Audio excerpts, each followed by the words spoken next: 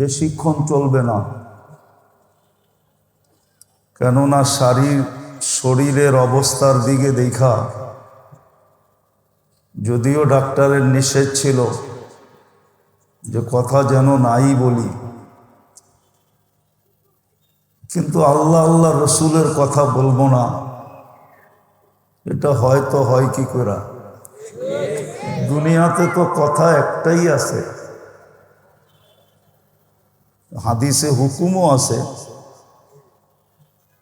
ফালিয়াকুল খায়রান মান কানা ইউমিনু বিল্লাহি ওয়াল ইয়াউমিল আখির ফালিয়াকুল খায়রান ইল্লা লিয়াসমুত।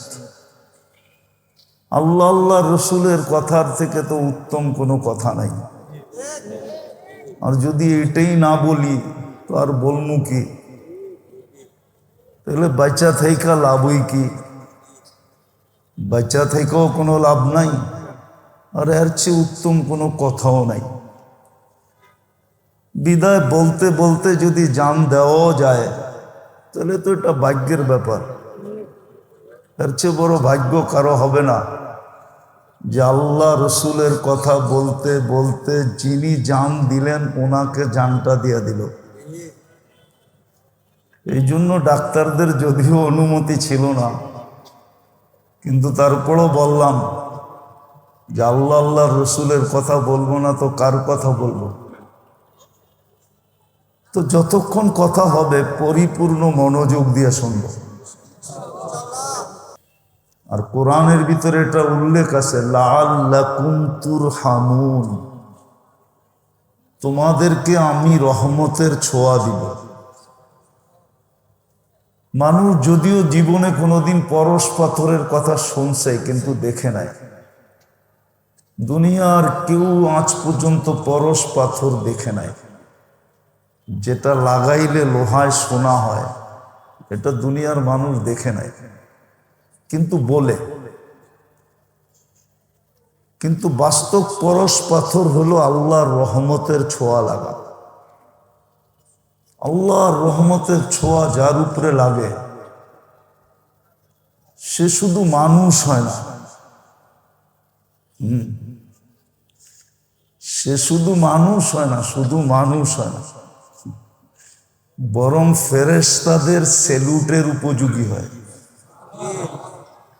আর এটা কোরআনে আছে, কোরআনে বলে সালামুন তিবতুম, ফেরেশতা তাকে সালাম দিবে, সালামুন তিবতুম। কি গীতা পড়তেছি না তো? কি পড়তেছি? কোরআন। সালামুন তিবতুম ফাদখুলুহা খালিদিন, সে ফেরেশতার সালামের উপযোগী হবে। সালামুন আলাইকুম, ওটা বাদ দিয়া বললাম আর কি। বোঝা গেল সে শুধু মানুষ হয় না, ফেরেশতাদের সালামের উপযোগী হয়।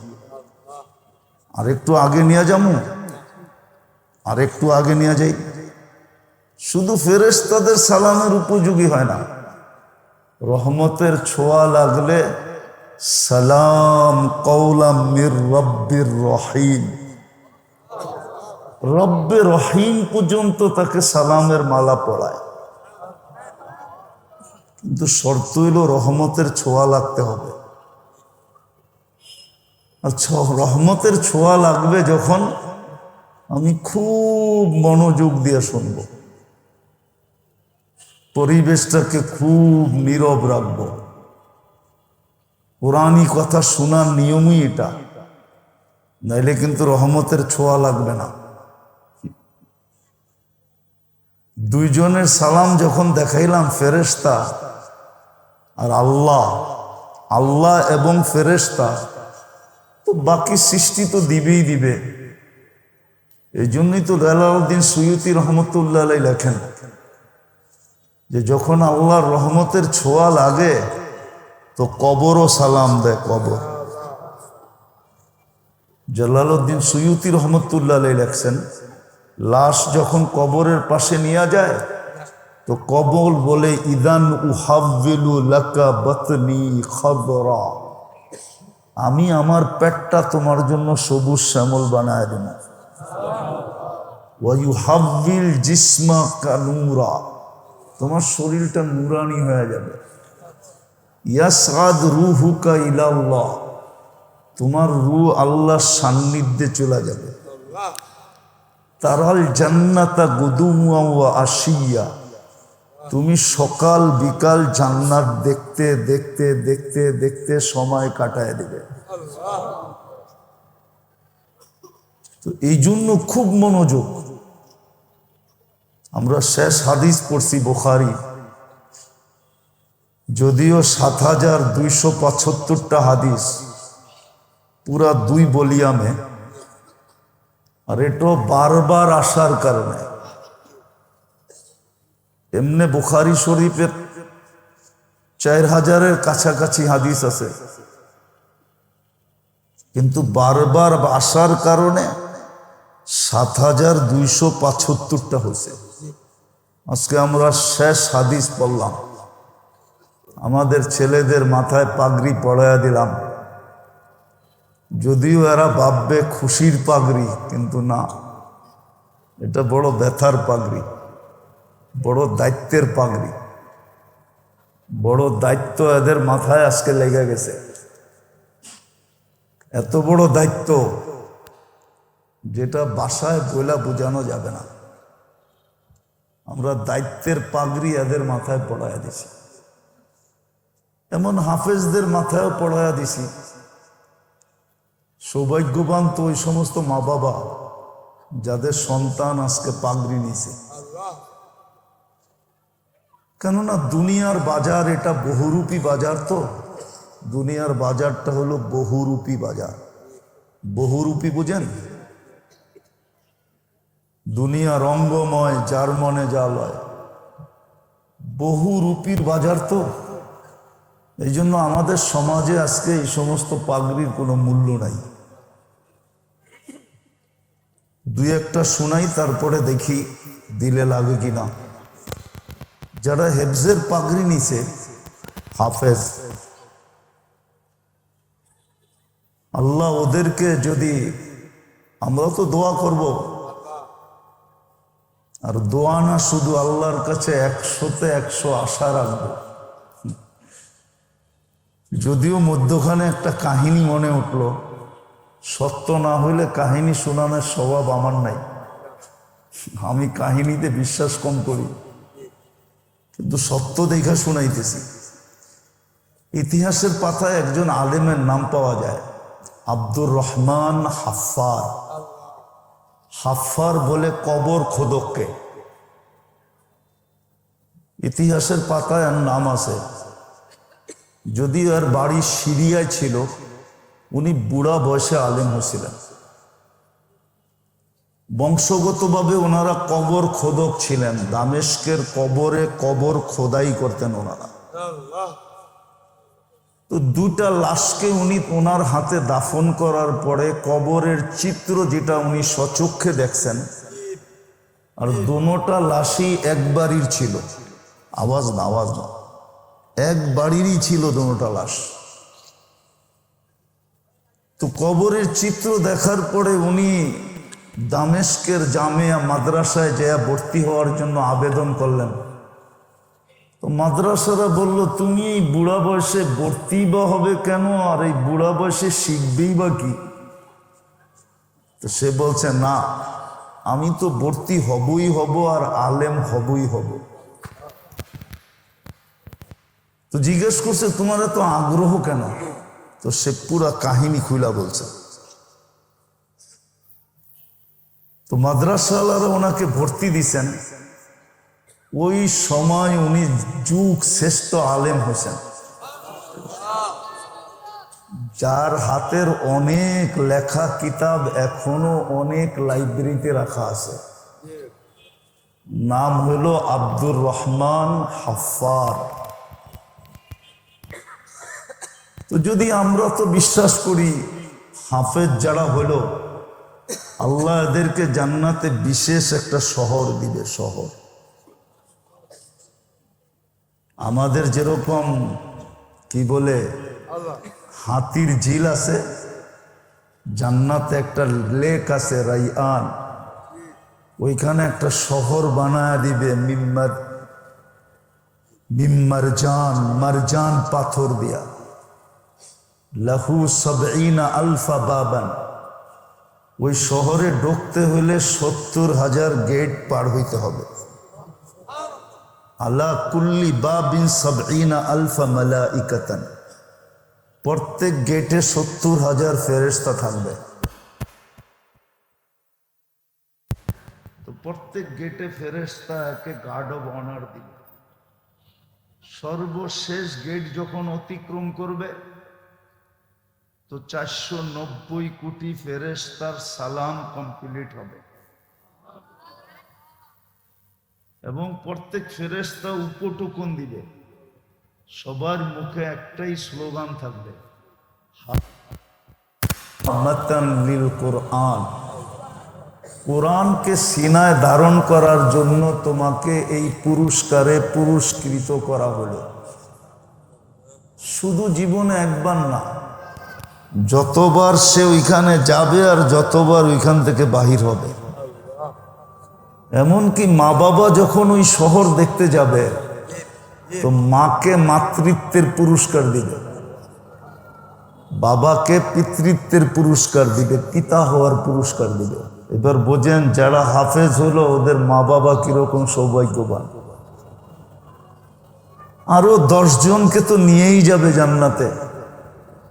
আমাদের সমাজে তো বহুত ঘর কম আছে যে ঘরে ১০ জন সদস্য আছে। আগে থাকতো, এখন ১০ জনওয়ালা সদস্যওয়ালা ঘর আমাদের দেশে এখন খুব কম। ১০ জনকে নিয়ে যাবে।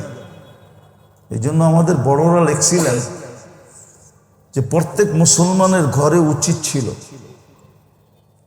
একজন করে হাফেজ তৈরি করা, কমসে কম। এটা তার আখেরাতের পুঁজি ছিল। আর এইখানে গ্রান্টি ছিল, কদ ওয়াজাবাত লাহুমুন নার, যাদের জন্য দোজখ অবধারিত ছিল এরকম ১০ জনকে সুপারিশ করা জান্নাতে নেওয়া যাবে, আঙ্গুল ধরা জান্নাতে নেওয়া যাবে। গ্রান্টি ছিল। কিন্তু বললাম না দুনিয়াটা বহুরূপী, রঙ্গময়, এই জন্য বোঝা কঠিন। আর এক একজন আলেম ৪০০ জনকে নেওয়া যাবে। আর গ্রান্টি বাংলাদেশেও আছে নিয়ম, কিন্তু গ্রান্টি নাই। প্রেসিডেন্ট ইচ্ছা করলে প্রত্যেক ফাঁসির আসামি যদি প্রেসিডেন্টের কাছে আবেদন করে সে ইচ্ছা করলে মাফ করতে পারে, কিন্তু করবে বইলা গ্যারান্টি নেই। পারে করতে, কিন্তু এই ৫৩-৫৫ বছরের প্রেসিডেন্ট কয়জনকে মাফ করছেন জানি না, পেপারে পাওয়া যাবে কিনা খোঁজা। কিন্তু কিয়ামতের দিন এদেরকে মাফ, এদের উপরে গ্যারান্টি আছে। আল্লাহ এখনই গ্যারান্টি দিয়ে রাখছেন যে ১০ জন তোমাকে দিমু, ৪০০ জন তোমাকে দিমু। আবার বইলা রাখছেন আর সুফাহা উ সালাত, ৩ দলের বিদায় এদের পাগড়ির বড় মর্যাদা, যদিও আমার সমাজে মর্যাদা নাই। আমার সমাজে এটাকে মর্যাদার জিনিস মনে করা হয় না। যদি মনে করা হইতো তাহলে ইমাম বুখারী রহমতুল্লাহ আলাইকে শেষ হাদিস এটা আনতে হতো না, এটা না আনলেও চলতো। শেষ হাদিস বাবু ওয়া নাযাউ মাওয়াযিনাল কিসতা লিয়াউমিল কিয়ামাহ, এই অধ্যায় আনার দরকার ছিল না, এই হাদিসও আনার দরকার ছিল না, কোনো প্রয়োজন হইতো না। বোঝা গেল ১০০০ বছর আগেই, আরো বেশি ১২০০-১৩০০ বছর আগেই ইমাম বুখারী রহমতুল্লাহ আলাইহি বুঝা ফেলছিলেন যে একদিন আসবে এটার কোনো মূল্য থাকবে না। আসলেও আমাদের সমাজে মূল্য নাই, আমাদের সমাজে মূল্য নাই। উনি জানতেন যে মূল্য হবে না, এই জন্য উনি বুখারীর শেষ হাদিস এটা নিয়ে আসছেন যে একদিন মানুষের কাছে এটার কোনো মূল্যবোধ থাকবে না। মানুষ মানুষকে মূল্যায়ন করবে দুনিয়ার মাধ্যমে। দুনিয়া যার কাছে আছে মূল্য তার আছে, দুনিয়া যার কাছে নাই তার কোনো মূল্য নাই। এটাই আমাদের সমাজের চাল চলন সবকিছু। কিন্তু ইমাম বুখারী রহমতুল্লাহ আলাইহি এটাই বুঝাইতে চাইতেছেন যে এই বাজার বেশি দিন চলবে না, এই বাজার বেশি দিন চলবে না, অচিরেই এই বাজারটা অফ হয়ে যাবে। আর সত্য এটাই, প্রত্যেক ব্যক্তির মৃত্যুর সাথে সাথে তার বাজার অফ, চাই সে যত বড় বাজারই থাকুক।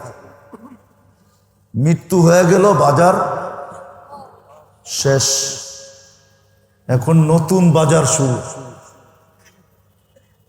এই জন্য ইমাম বুখারী রহমতুল্লাহ আলাইহিকে এই বাব আনতে হয়েছে। যদিও কিতাবও উনি আনছিলেন, রদ্দে জাহমিয়া, কিতাব আলা রদ্দিল জাহমিয়া, এটা একটা ফেরকা গোত্র, যদি এই নামে এখন দুনিয়াতে নাই, কিন্তু এই মতবাদের লোক আছে প্রত্যেক বাড়িতে। এই মতবাদের লোক প্রত্যেক বাড়িতে আছে, প্রত্যেক ঘরে আছে, কিন্তু এই নামে নামকরণ হিসাবে নাই। কিন্তু এরকম মত ধারণ করে, আর এটা দেখলে বোঝা যায়,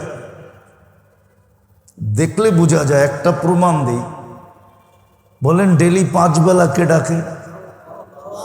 কে? আরে জোরে বলেন। আল্লাহ বললে সমস্যা নাই, যতবার বলবেন 40 করে নেকি পাবেন।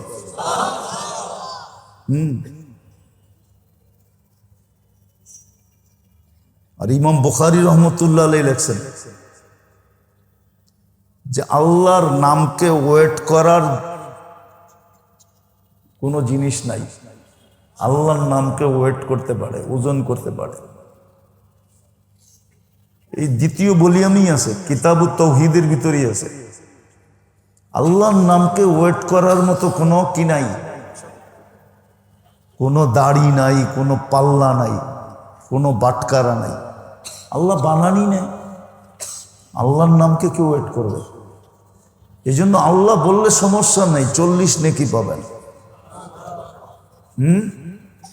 দোয়া করতে থাকেন, আল্লাহ সারা জীবনে একবার আল্লাহ বলা আপনি কবুল করে নেন। যদি একবার কবুল হলো, একবার, ইনশাআল্লাহ দেখা হবে। সমগ্র সৃষ্টি দিয়েও এটাকে ওজন করা সম্ভব হবে না। আল্লাহ নামটা কার? কি রাখছে? আল্লাহ নিজের নাম কি রাখছে? আল্লাহ। ওই আল্লাহ ডাকে, ঠিক না? চিনেন তো আল্লাহরে? চিনেন তো? কে? যিনি আমাদেরকে অস্তিত্ব দিচ্ছেন, ঠিক না? যিনি আমাদেরকে 24 ঘন্টা লালন পালন করেন, যিনি আমাদেরকে 24 ঘন্টা সুরক্ষা দেন। হায় হায় হায়, যার আমরা প্রত্যেক শ্বাসে শ্বাসে মুখাপেক্ষী, মুহতাজ, আনতুমুল ফুকারা। শ্বাসে শ্বাসে আমরা আল্লাহর মুহতাজ। চালায় তো চলি, না চালাইতে দিলে এক শ্বাস নেওয়ার ক্ষমতা নাই। আছে নাকি? বিশ্বাস করেন না? করেন না? না, মনে হয় মনের থেকে করে না, ঠিক না? যুবক তো যৌবনের বাহাদুরির কারণে করে না। ও বলে আমার যৌবন আছে, যৌবনের বাহাদুরির কারণে এই কথাটা বিশ্বাস করে না যে শ্বাসে শ্বাসে আল্লাহর মুহতাজ। টাকাওয়ালা টাকার বাহাদুরির কারণে করে না, পদালা পদের বাহাদুরির কারণে করে না, আধিপত্যওয়ালা আধিপত্যের বাহাদুরির কারণে করে না। কসম খোদার, যতটুক করা দরকার অতটুক করে না। যদি করত তাহলে ওই আল্লাহ ডাকে 5 বার, মসজিদ ভরা না খালি, বাহিরে বেশি না ভিতরে বেশি? কয় গুণ বেশি? কত গুণ বলেন না? 90 গুণ বাহিরে বেশি, মাত্র 10% ভিতরে। যেই 2 নামাজের উপরে জান্নাতের গ্যারান্টি দিছিলেন, 2 নামাজের উপরে, হুজুররা একমত হবে কিনা আবার জানি না। মান সাল্লাল বারদাইন দাখালাল জান্নাহ। এইখানে ওয়াও আনেন নাই, ফাও আনেন নাই, সুম্মাও আনেন নাই, কোন হরুফি মধ্যখানে আনেন নাই। ফজর আর আসর জান্নাতের গ্যারান্টি দিছিলেন, কিন্তু সবচেয়ে কম মুসল্লি ফজরে, ঠিক না? আমি তো হাদিস দিলাম, এবার কোরআন দিব। কোরআন তো বলে ইন্না কোরআন আল ফজরি কানা মাশহুদা। ফজরের নামাজ তোমার সর্বঘাটিতে তোমার পাহারাদার ছিল, সিকিউরিটি গার্ড ছিল, গার্ড। তোমাকে গার্ড দিয়ে নেওয়া যাবে। কিছু গার্ড দেখলে এমনি মানুষ রাস্তা ছেড়া দেয়, কিছু গার্ড দেখলে কি করে? যেই গাড়ির সামনে পিছে সেনাবাহিনীর বহর দেখে, ওটা কি রাস্তা চাইতে হয় না এমনি দিয়ে দেয়? তো ফজরের নামাজ তো এরকম গার্ড ছিল, কোরআন আল ফজরি কানা মাশহুদা। কিন্তু ফজরের সবচেয়ে কম মুসল্লি, ডাকে কে? কে ডাকে? হায় হায়, শুধু আল্লাহ তো ডাকে না, ঠিক না? তাহলে বোঝা গেল প্রত্যেক ঘরে ঘরে এই মতবাদের মানুষ আছে যে আমলের কোনো দরকার নেই, ইমান তো আছেই। আমি তো আল্লাহকে বিশ্বাস করি, আমলের দরকার নাই, আমলের দরকার নাই। এটাই তো মার্জিয়ারা বলে। মার্জিয়াদের এক দলই তো জাহামিয়া, ওইখান থেকে বাগ হয়ে পরে জাহামিয়া হচ্ছে। ওরাও তো এটা বলে আমলের দরকার নাই। আমার সমাজে যেরকম বলে আমলের দরকার কি, ইমান তো আসি, আল্লাহকে তো আল্লাহ বলে মানি, আমলের দরকার নাই। এই জন্যই তো মসজিদ খালি, বাজার ভরা, মসজিদ খালি, অফিস ভরা, মসজিদ খালি, আদালত ভরা। অথচ একটা যুক্তি দিব, এই এলাকায় তো মসজিদ হওয়ার কথা ছিল না, যুক্তিতে বলে না, যুক্তিতে বলে না। ঢাকা শহরের সবচেয়ে উন্নত এলাকা কোনটা? ওইখানে কোন মানুষগুলা বাস করে? যারা নিজেদেরকে সবচেয়ে বেশি উন্নত মনে করে, ঠিক না? অ্যাবিলিটির দিক দিয়ে, ঠিক না? সত্য না? সর্বদিক দিয়ে যারা অ্যাবিলিটি রাখে ওরাই গুলশানে থাকে, ঠিক না? আচ্ছা, আল্লাহ মনে হয় গরিব, ঠিক না? আল্লাহ তো বলতে পারতো যে একটা মসজিদ, আজাদ মসজিদ দিয়া দিছি গুলশানে, দরকার হলে আরেকটা বানালো, আমার বাড়িটাও উন্নত সোসাইটিতে থাকুক, খিলগার মতো জায়গায় আমার বাড়ি দিমু কেন? এটা আল্লাহর বাড়ি না? এটা কার ঘর? মসজিদ কার ঘর? আপনি আমাকে যুক্তি দিয়ে বুঝান। এই এলাকায় তো মসজিদ হওয়ার কথা ছিল না, মসজিদ হওয়ার কথা ছিল উন্নত এলাকায়। আল্লাহর চেয়ে উন্নত কে? আল্লাহর চেয়ে টপে কে? আল্লাহর চেয়ে বড় ধনী কে? আল্লাহর চেয়ে বড় শক্তিশালী কে? আল্লাহ তো অল ইন অল, সবচেয়ে পাওয়ারফুল। উনি কেন মসজিদটা খিলগায় দিল? উনি কেন মসজিদটা প্রত্যেক মহল্লায় মহল্লায় দিল? ওনার ঘরটাকে কেন দিল? উনি আমাদের দিকে চেয়ে দিছিলেন, আমাদের দিকে। এই জন্যই তো আল্লাহ কোরআনে বলছিলেন মা গররাকা বিরাব্বিকাল কারীম, তোর দিকে তাকায় এত দয়া করলাম, তারপরও তুই আমার থেকে দূরে চলে গেলি। মা গররাকা বিরাব্বিকাল কারীম, আমার মতো দয়ালু রব থেকে তোকে দূরে সরাইল কে? তারপরও আমি ডাকতেছি, তুই আসিস না। তো ইমাম বুখারী রহমতুল্লাহ আলাই সর্বশেষ বাব দ্বারা, অধ্যায় দ্বারা, সর্বশেষ হাদিস দ্বারা আমাদেরকে দুটা জিনিস বুঝাইতে চাইতেছিলেন। যদিও এই কিতাব কোনো এক সম্প্রদায়কে রদ করার জন্য, প্রত্যাখ্যান করার জন্য ইমাম বুখারী রহমতুল্লাহ নিয়ে আসছিলেন, কিন্তু উনি দুইজনকে প্রত্যাখ্যান করতে চাইছেন, আবার একটা জিনিসকে প্রমাণ করতে চাইছেন। দুটা জিনিসকে উনি প্রমাণ করতে চাইছেন, আর দুই সম্প্রদায়কে উনি ডিনাই করতে চাইছেন, রদ করতে চাইছেন। বললাম না, যদিও নামকরণ হিসাবে আমাদের দেশে নাই, কিন্তু প্রত্যেক ঘরে ঘরে এই মতবাদের লোক আছে। নারী আছে, পুরুষ আছে, যুবক আছে, বৃদ্ধ আছে, শিক্ষিত আছে, অশিক্ষিত আছে, ধনী আছে, গরিব আছে, শাসক আছে, শাসিত আছে, পদস্থ আছে, পদহীন আছে, প্রত্যেক শ্রেণীর মানুষ আছে যারা আমলের প্রয়োজন মনে করে না। বলে আমলের প্রয়োজন নাই, প্রমাণ দিলাম আমি। যদি আমলের প্রয়োজন মনে করত, তাইলে কমসে কম একটা হলেও করত। যেই একটা না, 100টা ছিল। যেমন নামাজ একটা না, নামাজের ভিতরে 100টা রাখা আছে, 100টা। এই জন্যই তো হাদিস ঘোষণা দিছেন, ইদা সালুহা সালুহা সাইরুল আমাল। নামাজ যদি আল্লাহকে কমপ্লিট করে দেখাইতে পারো, তাহলে আল্লাহর রসুল বলে আল্লাহ তোমাকে কমপ্লিট বইলা লেখা দিবে। নামাজ কমপ্লিট, জীবন কমপ্লিট। নামাজ ওকে, জীবন ওকে।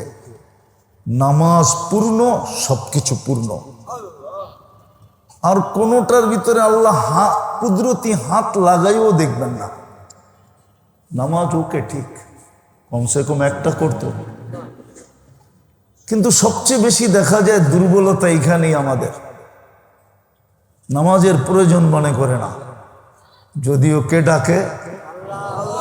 কে ডাকে? আরে বলেন না, কে ডাকে? যার আমরা শ্বাসে শ্বাসে মুখাপেক্ষী। শুধু আল্লাহ ডাকে না, যিনি 99টা পদের মালিক ডাকে। 99টা আমাদেরকে জানায়া দিছেন। এমনি তো আল্লাহ অগণিত পদের মালিক, আমাদেরকে 99 পদের মালিক ডাকে। আল্লাহ ডাকে না, শুধু রহমান ডাকে, রহিম ডাকে, মালিক ডাকে, কুদ্দুস ডাকে, সালাম ডাকে, মুমিন ডাকে, মুহাইমিন ডাকে, আজিজ ডাকে, জব্বার ডাকে, মুতাকাব্বিরুল খালিকুল বারিকুল মুসাব্বিরুল গফফারুল কহারুল ওয়াহাবুর রাজ্জাকুল ফাত্তাহুল আলিমুল কাবিদুল বাসিতুল খাফিদুর রাফিউল মুইজ্জুল মুদিল্লুস সামিউল বাসিরুল হাকামুল আদলুল লতীফুল খাবীরুল হালিমুল আযীমুল গফুরুশ শাকুরুল আলিয়ুল কবীরুল হাফিজুল মুকীতুল হাসিবুল জলিলুল করিমুর রকিবুল মুজিবুল ওয়াসি আল হাকিমুল ওয়াদুদুল মজিদুল বাঈসুল শহীদুল হকুল ওয়াকিলুল কবিয়ুল মতিনুল ওয়ালিয়ুল হামিদুল মুসি আল মুবদি আল মুঈদ আল মুখী আল মুমীত আল হাইয়্যু আল কাইয়্যুম আল ওয়াজিদ আল মাজিদ আল ওয়াহিদ আল আহাদ আস সামাদ আল কাদির আল মুক্তাদির আল মুকদ্দম আল মুআখ্খার আল আউয়াল ওয়াল আখির আল যাহির ওয়াল বাতিন আল ওয়ালি আল মুতাওয়ালি আল বাররুত তাওয়াব আল মুনতাকিম আল আফু আর রউফ মালিক আল মুলকি যাল জালালি ওয়াল ইকরাম আল মুকসিত ওয়াল জামি ওয়াল গানি ওয়াল মুগনি আল মানি আত-তার আল নাফি আল নূর আল হাদি আল বদি ওয়াল বাকি আল ওয়ারিস ওয়াল রশিদ আস সাবুর জল্লে জালালু। 99 পদের মালিক আল্লাহ ডাকে, তারপরও 90 জন প্রয়োজন মনে করে না। কিন্তু ইমাম বুখারী রহমতুল্লাহ আলাইহি বুঝাইতে চাইতেছেন বড় প্রয়োজন হবে। ওয়ানাযাউ মাওয়াজিনাল কিসতা লিয়াউমিল কিয়ামা। হ্যাঁ, বড় প্রয়োজন হবে, কেননা তোমাকে মাপাই হবে আমলের পাল্লা দিয়া। দুটা মিটার দিয়া তোমাকে মাপা হবে, একটা হলো ঈমান আর একটা হলো আমল। ঈমানের ভিতরে কেমন ঈমান ওটাই বলে দিয়েছেন, তাওহীদ ওয়ালা ঈমান। এক সময় ছিল মানুষ তাওহীদ শিখত, এখন মানুষ তাওহীদ শিখে না। এক সময় তাওহীদের চর্চা হতো, প্রত্যেক জায়গায় জায়গায় হালকা হতো, প্রত্যেক মসজিদে মসজিদে এটার তালিম হতো, তাওহীদের তালিম। কেননা শুধু ঈমান চান না, তাওহীদওয়ালা ঈমান চান। ঈমান শুধু চান না, তাওহীদওয়ালা। মাত্রাও চান না, মাত্রা বিন্দু হোক, জাররা হোক, জাররা। কিন্তু যদি ঈমান তাওহীদওয়ালা হয় আর বিন্দু হয়, তাহলে আমি একটা হাদিস দিতেছি, দুটা হাদিস, হাদিসে কুদসি। আল্লাহ বলে, যদি তোমার গুনাহ দ্বারা যদি সৌরজগৎ ভরা গেল, ওয়ালাউ বালাগাত যুনুবুকা ইনানা সামা ওয়া মা আশরাকতা বিহ, গুনাহ দ্বারা সৌরজগৎ ভরা গেল। এখন তো আপনাদেরকে আবার আমার সৌরজগৎ পড়াইতে হবে, সময় তো নাই সৌরজগৎ পড়াবো, যে সৌরজগৎটা কত বড়। আমরা তো জানি না সৌরজগৎ কত বড়, প্রথম আকাশের নিচটা কত বড় এটা আমরা জানি না। একটা ধারণা দিতেছি, আমাদের দুনিয়াতে যেরকম মহাদেশ আছে, কয়টা এখন? 7টা না 8টা? 7টা, ঠিক না? প্রথম আকাশের নিচে মহাদেশ আছে 100 কোটি। এটাকে বিজ্ঞানের ভাষায় সুপার ক্লাস্টার বলে। এই 100 কোটি মহাদেশ মিলা প্রথম আকাশের সামনে একটা বিন্দুর মতো ছোট। আল্লাহ বলে, তোর গুনাহ দিয়া যদি এই সৌরজগৎ ভরা যায়, আর যদি তোর তাওহীদ তোর কাছে হইল জাররা বরাবর, আর আমার কাছে মাপ চাইলি, তাহলে আমি মাফ করা দিব। অলা উবালি, আমি পরোয়াই হবে না তুমি কত গুনাহ করলে। ফাস্তাগফারতানি ফাগফারতু লাকা ওয়ালা উবালি।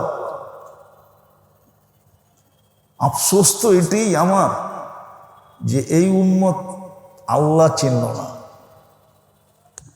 আর আল্লাহর আর নিজের মাঝে সম্পর্ক বুঝল না।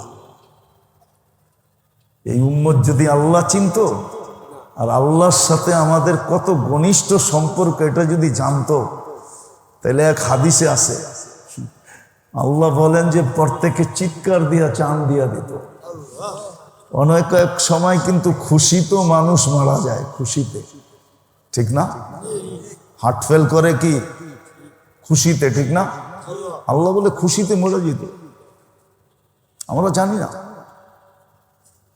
দ্বিতীয় আল্লাহ বলে, তোর যদি মাপ চাওয়ার সুযোগ না হয়, মাপ চাওয়ার সুযোগ হলো না, লাউ আতাইতানি বিকুরাবিল আরদি খাতায়া, পুরো জমিনের পরিধি তুমি গুনাহ দিয়া ভরা দিলা, কিন্তু মাপ চাওয়ার সুযোগ হলো না। কিন্তু তাওহীদ আছে তোমার কাছে, অল্প হোক, লাউ আতাইতানি বিকুরাবিহা মাগফিরা, আমি দ্বিগুণ মাগফিরাত নিয়ে তোমার সাথে সাক্ষাৎ করব। তো যেটা ইমাম বুখারী রহমতুল্লাহ আলাইহি বুঝাইতে চাইছিলেন, যে উম্মতের একটা সময় আসবে আমলের কোনো প্রয়োজন মনে করবে না। যেমন আমি একটা প্রমাণ দিলাম, 90% মানুষ নামাজ পড়ার প্রয়োজন মনে করে না, 90% মানুষ রোজা থাকার প্রয়োজন মনে করে না, মুসলমানের বেশিরভাগ সংখ্যার মানুষ যাকাত দেওয়া প্রয়োজন মনে করে না, হজ করার প্রয়োজন মনে করে না, সারাদিন বক্ষণ করে আল্লাহটা, এই যুবক করে জিজ্ঞাসা করেন, সারা দিনে একবার মনের থেকে আল্লাহ বলে কিনা? একবার জিজ্ঞাসা করেন এদেরকে। সারা দিনে যদি একবার মনের থেকে আল্লাহ বলতো, একবার। এই মজমায় জিজ্ঞাসা করেন কয়জন আছে ডেলি 100 বার আল্লাহ বলে? আমরা আল্লাহ বলা প্রয়োজন মনে করি না, যদি এটা বড় আমল ছিল, বহুত বড় আমল। আরে রাগ হবেন না, আমি বুঝানোর জন্য বলতেছি, আমি কারো বিরোধিতায় বলতেছি না, কাউকে ইঙ্গিত করে না। আমরা তো এই সমাজেই বড় হয়েছি, ঠিক না? এই দেশেই তো জন্ম নিছি, দাড়িটা তো এই দেশেই পাচ্ছে, ঠিক না? আমরা তো দেখি সারাদিন নাম জপতে জপতে জপতে জপতে জপতে থাকে। এর 100 ভাগের 1 ভাগও যদি আল্লাহ জপত, তাহলে মনে হয় সব কুতুব হয়ে যেত, কুতুব। অথচ দলীয় প্রধানের নাম, ব্যক্তিত্বের নাম সারাদিন এতবার জপতে থাকে, সারাদিন জপতে থাকে। অথচ আল্লাহর নাম জপা সবচেয়ে বড় ডিউটি ছিল আমাদের। হায়, কোরআন তো এটাই বলছিল, কুতিলাল ইনসানু মা আকফারা। ও মানুষ, এই জন্যই তো 96 বার বলছেন আল্লাহ আর রহমানের ভিতরে 96টা নেয়ামতের কথাই বলছেন। প্রত্যেকটা নেয়ামতের পরে আল্লাহ কি বলছে? ফাবিআইয়ি, এটার অর্থ কি? এটার আমার কাছে আরেকটা অর্থ আছে, দেখি এটা মনে লাগে কিনা। আল্লাহ এক একটা নেয়ামত বলে বলছে, আমরা বলি আমার কোন কোন নেয়ামতকে অস্বীকার করবে। আমি এই তর্জমা মানি, কিন্তু আমি একটা তর্জমা আপনাদেরকে শোনাই। আল্লাহ যেন আমাদেরকে বুঝাইতে চাইতেছে, আমি 96টা নেয়ামত তোকে দিলাম, বল তুই আমাকে কি দিলি? বল তুই আমাকে কি দিলি? बता तूने मेरे लिए क्या क्या। আমি তো 96টা নেয়ামত দিলাম তোরে, তুই আমারে কি দিলি বল। উচিত ছিল সারাদিন আল্লাহর নাম নেওয়া। আজকে মুসলমানের এই দুরবস্থা কেন? একটু ভাবেন,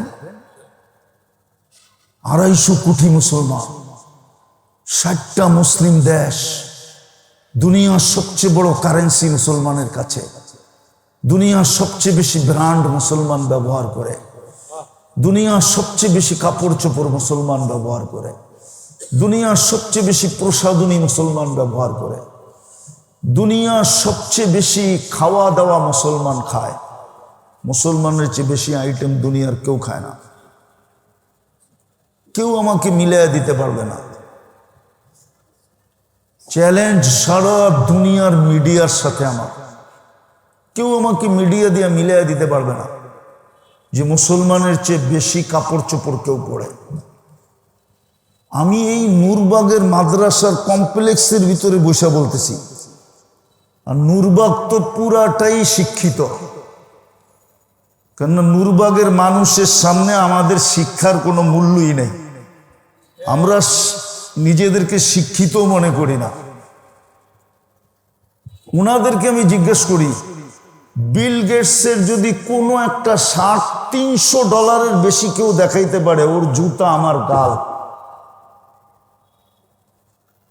$300 উপরে কোনো শার্ট নাই ওর।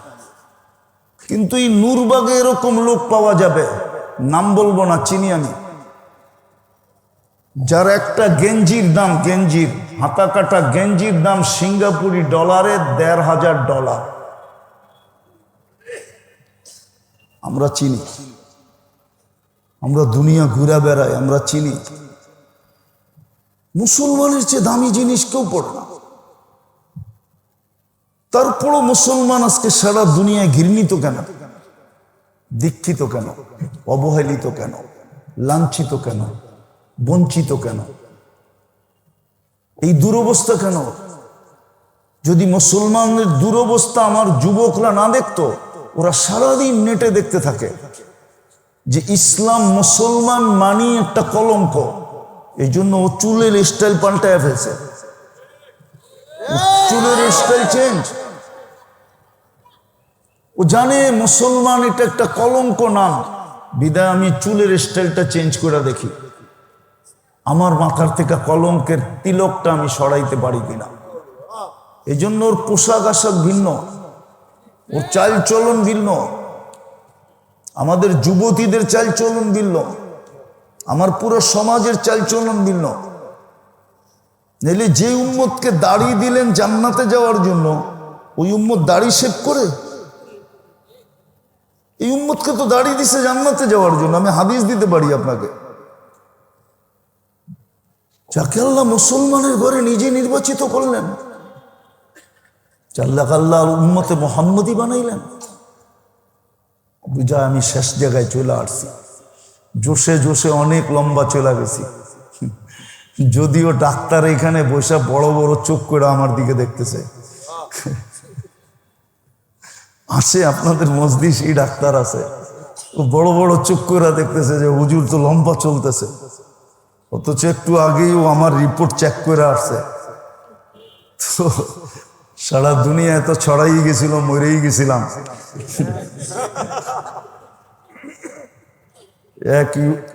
এক মিনিট আমল। আরেক দল আছে আমাদের ভিতরে, এটাও প্রত্যেক বাড়ি বাড়ি আছে, এটাও প্রত্যেক বাড়ি বাড়ি আছে।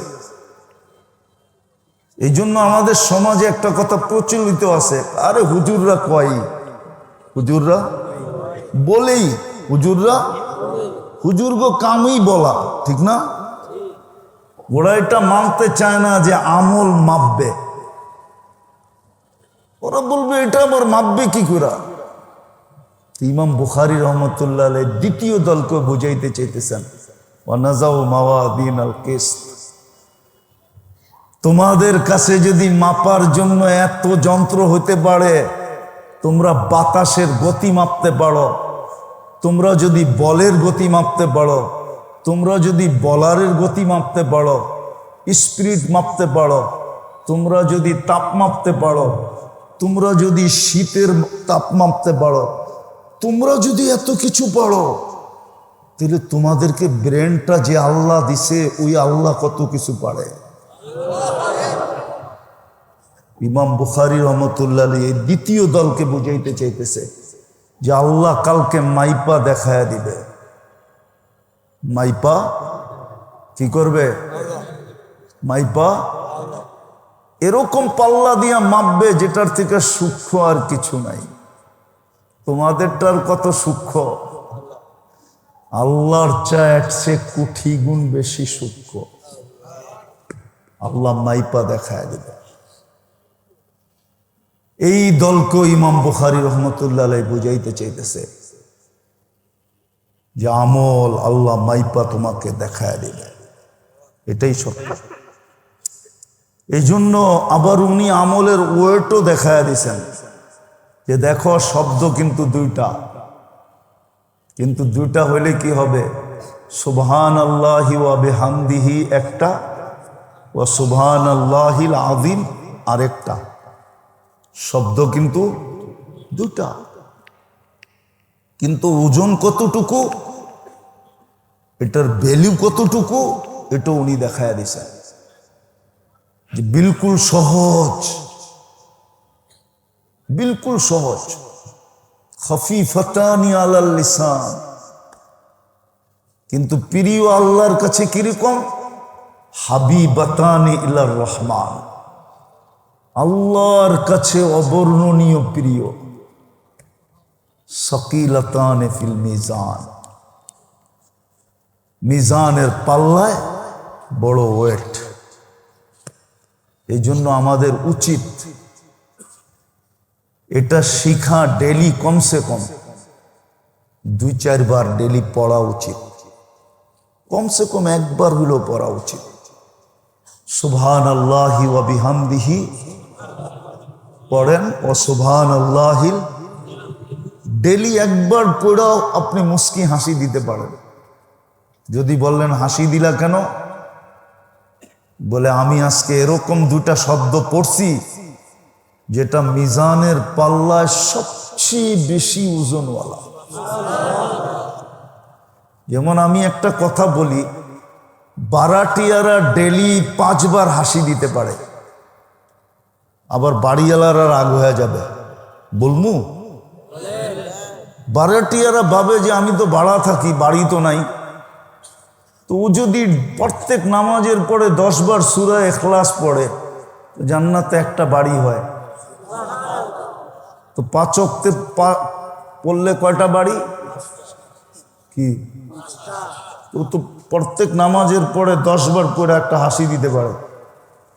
যদি বাড়িওয়ালা জিজ্ঞেস করে আমারে দেখে হাসি দিলেন কেন, তো বলতে পারে আপনি তো এখানে একটা বাড়ি বানাইলেন, আমি এখন জান্নাতে একটা বাড়ি বানাইলাম। তো এরকম এটাও আমরা ডেলি একবার পড়ে হাসি দিতে পারি। কি পড়বেন তো?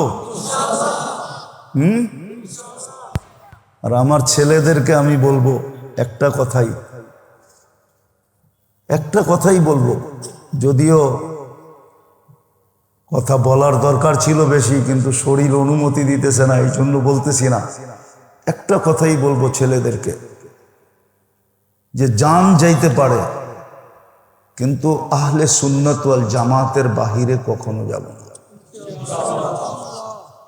জান চলে যেতে পারে, জান তো যাবেই, জান তো আজ যাক আর কাল যাক, ঠিক না? যদিও আমার মৌতের কথা খুব প্রচার হয়েছে, কিন্তু মিথ্যা, ঠিক ঠিক না? কিন্তু একদিন তো সত্য হবে না, হবে না? জান তো একদিন যাবেই, কিন্তু জান চলে যেতে পারে, কিন্তু কোনোদিন আমরা আহলুস সুন্নাত ওয়াল জামাতের বাহিরে যাব না। যদি এটার ভিতরে থাকো তাহলে তুমি দেওবন্দিয়াতের ভিতরেও থাকবে।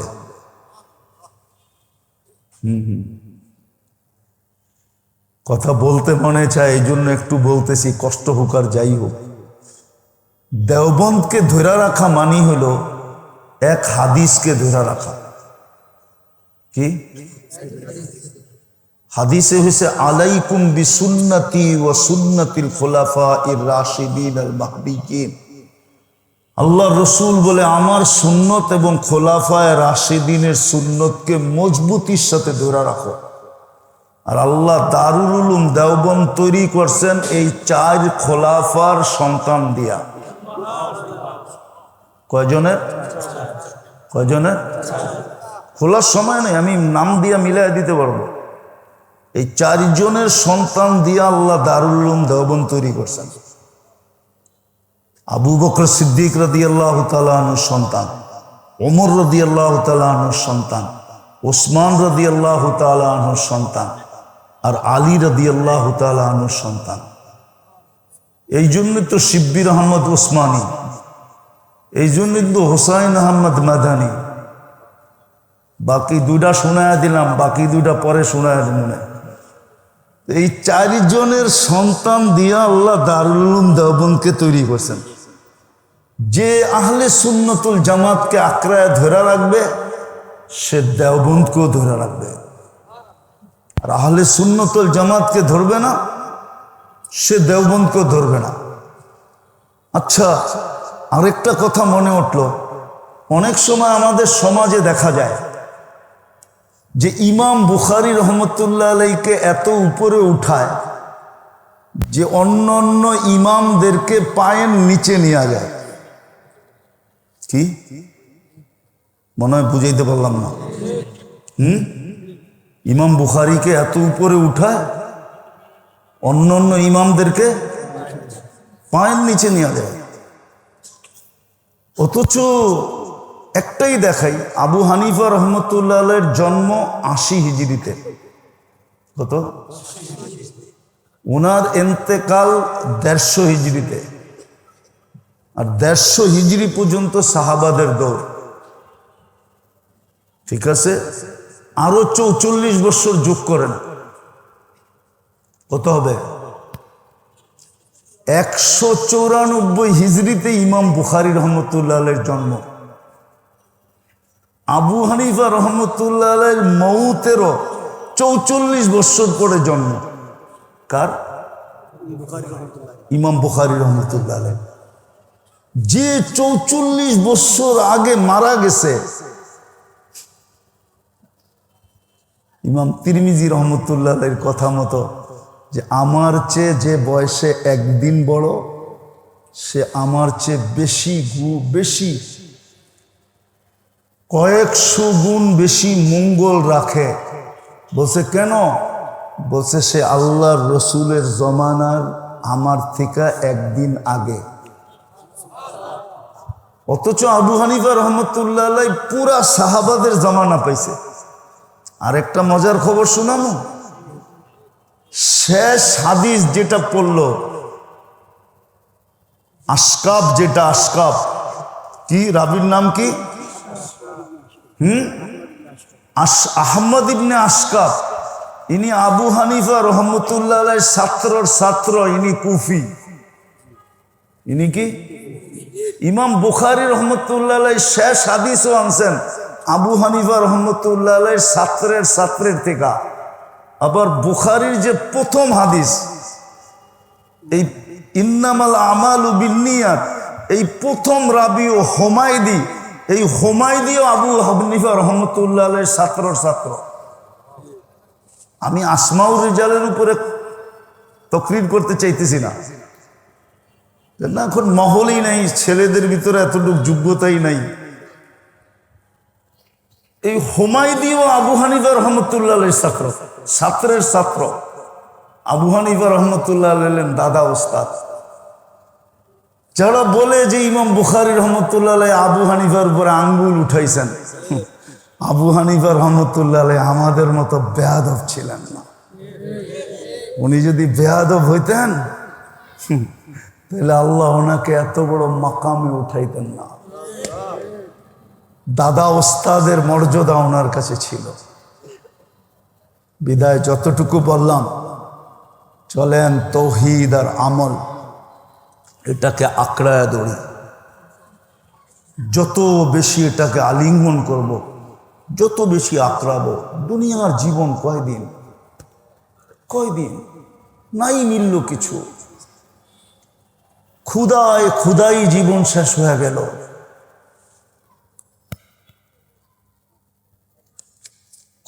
ক্ষুদাই জীবন শেষ হয়ে গেল, তাতে কি আসে যায়? কয়দিন দুনিয়া চলে যাবে। কিন্তু তৌহিদ আর আমলের সাথে যদি দুনিয়ার থেকে বিদায় নিতে পারলাম, তাহলে কালকে আল্লাহর কাছে বড় মর্যাদা পাবো। আল্লাহ আমাদেরকে বুঝার তৌফিক দান করেন। ওমা আলাইনা ইল্লাল বালাগ। আল্লাহুম্মা সাল্লি ওয়া সাল্লিম ওয়া বারিক আলা হাবিবিকা মুহাম্মদ কামা আনতা তুহিব্বু ওয়া তারদা।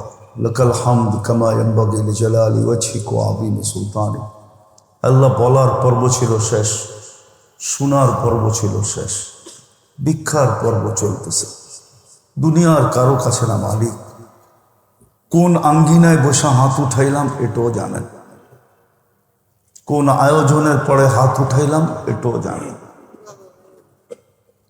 কাদের মাথায় পাগড়ি পরানোর পরে। বেশি কিছু চাবো না মালিক। চাওয়া ছাড়াই তো সৃষ্টি সেরা মানুষ বানাইলেন, চাওয়া ছাড়াই তো মুসলমানের ঘরে অস্তিত্ব দিলেন, চাওয়া ছাড়াই তো সর্বশ্রেষ্ঠ নবীর উম্মত বানাইলেন, চাওয়া ছাড়াই তো 24 ঘন্টা লালন পালন করেন, চাওয়া ছাড়াই তো 24 ঘন্টা সুরক্ষা করেন। যা বিরোধিতা করা সত্ত্বেও তো আপনি আমাদেরকে 24 ঘন্টা কুদরতের চোখে রাখেন। আর কি চাবো আপনার কাছে? এতটুকু অবশ্যই চাবো মালিক। চাওয়ার হুকুম যদি না থাকতো তাহলে চাওয়ার আর প্রয়োজন ছিল না। কিন্তু আপনি নিজেই তো বলছেন উদুনি আস্তাজিব লাকুম। বেশি চাবো না, আমাদের আয়োজনটাকে কবুল করেন, আয়োজকদেরকে কবুল করেন, এই মাদ্রাসা মসজিদ কমপ্লেক্সকে তো কবুল করেন, এর ওস্তাদ ছাত্রদেরকে কবুল করেন, এর কমিটিকে কবুল করেন। এর সাহায্য সহানুভূতিকারীদেরকে কবুল করেন। আয় আল্লাহ, এই মহল্লার মাটিটাকে কবুল করেন, মানুষগুলোকে কবুল করেন। আজকে এই ঢাকা শহরের মাটিটাকে কবুল করেন, মানুষগুলাকে কবুল করেন। লাল সবুজের মাটিটাকে কবুল করেন, লাল সবুজের মাটি মানুষগুলাকে কবুল করেন। সারা দুনিয়ার মুসলিম জগৎটাকে কবুল করেন, মুসলিম জগতের মানুষগুলাকে কবুল করেন। কবুলিয়ত চাই, আর কিচ্ছু চাই না। আমাদের এই ছেলেগুলাকে কবুল করেন। আল্লাহ, আল্লাহ, চুম্বুকের সাথে লেগে থাকলে বলে একদিন লোহ চুম্বুক হয়, তো আমরা নিজেরাই তো চুম্বুক ছিলাম না, আমাদের ছাত্ররা চুম্বুক হবে কোত্থেকা? আয় আল্লাহ, আমরা ওদেরকে আপনার সুপুর্দ করে দিলাম, আপনাকে মুরব্বী বানায়া দিলাম, আপনি এদের তরবিয়ত করেন। আমরা সামান্য একটু পাগড়ি পড়ায়া দিছি, তরবিয়ত করতে পারি না। যেরকম পড়ানোর দরকার এরকম পড়াইতেও পারি না। মালিক, মালিক, আপনার হাতে উঠায়া দিলাম। জীবনের কোন ক্ষেত্রে এইসব ছেলেগুলাকে আপনি দূরে সরাইয়া দিয়েন না।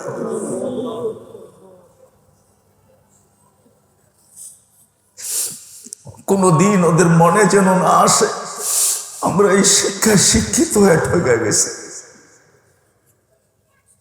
ওদেরকে আপনার কাছে কাছে রাখেন, আপনার যাওয়ার রহমতের ভিতরে রাখেন, আপনার রহমতের চাদরে ডাইকা রাখেন। ওদের জন্য আপনি যথেষ্ট হয়ে যান, আপনি যথেষ্ট হয়ে যান। এই হাফেজ ছেলেগুলার জন্য, এই আলেম ছেলেগুলার জন্য আমরা কিছু দিতে পারি না। আমরা নিজেরই তো ভিক্ষুক, কোত্থেকে দিব? মালিক, আপনি তো জ্ঞানী, আপনি তো দেওয়ার অধিকার রাখেন, আপনি ওদেরকে সাজায় দিয়েন। আমরা সাজাইতে পারি না, বিশেষ করে আমি পারি না। যতটুকু পড়াইছি হক আদায় করতে পারি না। শুধু চোখের পানি দিয়ে আপনার কাছে বলতেছি, মালিক, আপনি ওদেরকে সাজায় দিয়ে আমাদের জান্নাতের যাওয়ার সবক বানায় দিয়ে, আমরা যেন ওদের আঙ্গুল ধরে জান্নাতে যেতে পারি, আমরা যেন ওদের সুপারিশে জান্নাতে যেতে পারি, আমরা যেন ওদের হাতের উসিলায় জান্নাতে যেতে পারি, পুরো উম্মতে মুহাম্মদী যেন যেতে পারে। আল্লাহ, পুরো উম্মতে মুহাম্মদী যেন যেতে পারে। আজকে কবুলিয়ত নসিব করেন, আর কিচ্ছু চাই না।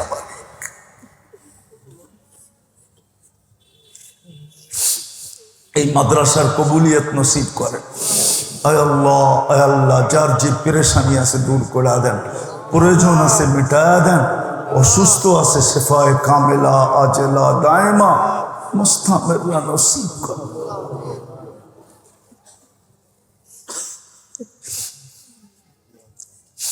আল্লাহ, আল্লাহ, শেফায়ে কামেলা আজলা দায়মা মুস্তামিরা নসিব করেন।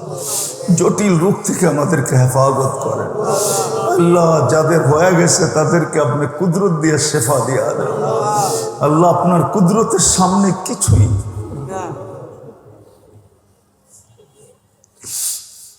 আল্লাহ, আপনার কুদরতই তো আসল। শুধু ওষুধ তো পান করি লিয়াতমা ইন্না কলবি, দিনের সান্ত্বনার জন্য। ইব্রাহিম আলাইহিস সালাম বলছিলেন লিয়াতমা ইন্না কলবি।